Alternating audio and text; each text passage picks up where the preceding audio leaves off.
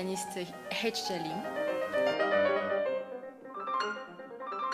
So I came to Europe in France at the age of 12.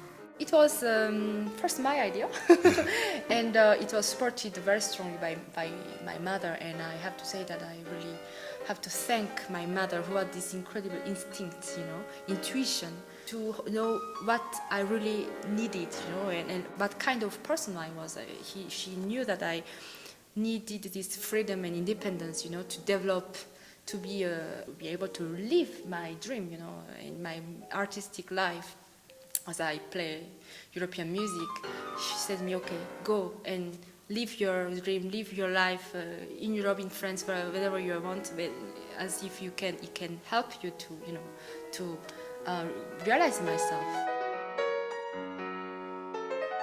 I think this way of communication is just fantastic, especially for my family, because they are so far from me, and they, without YouTube or internet, they could not follow me as a concert pianist, and all my activities as pianist are accessible for my family, who can through these informations on YouTube or websites or videos, they can really watch me, and they can really see me as if I was very close to them.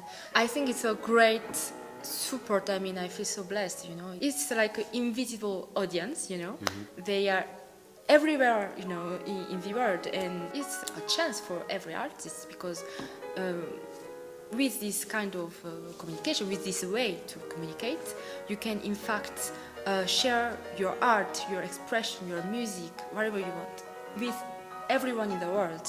The way of communication is democratized.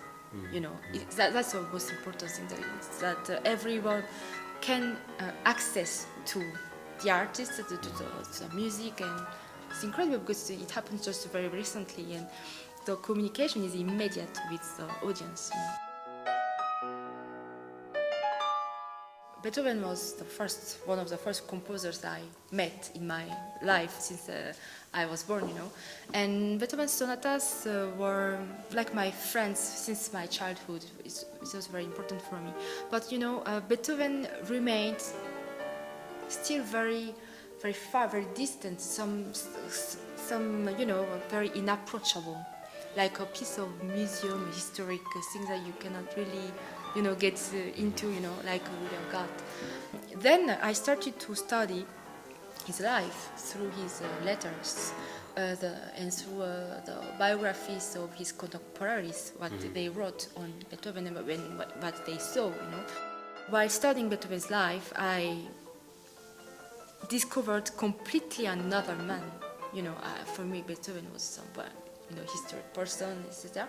And then I discovered a man full of humor, full of irony, full of craziness, because Beethoven was actually a madman. He felt everything in extreme way. When he was happy, he was just incredibly happy, and he laughed in a way that that frightened some people. And also when he was depressed, it could go to suicide. And he was an extreme man, and when he was in love, it was also in extreme way. And I felt so close to him, because when you start to read these very private things like letters, etc., I feel that I know him as a person even more than I know my friends, because I cannot read the letters or diary of my friends. But in this way, I feel like Beethoven is my really companion of my life.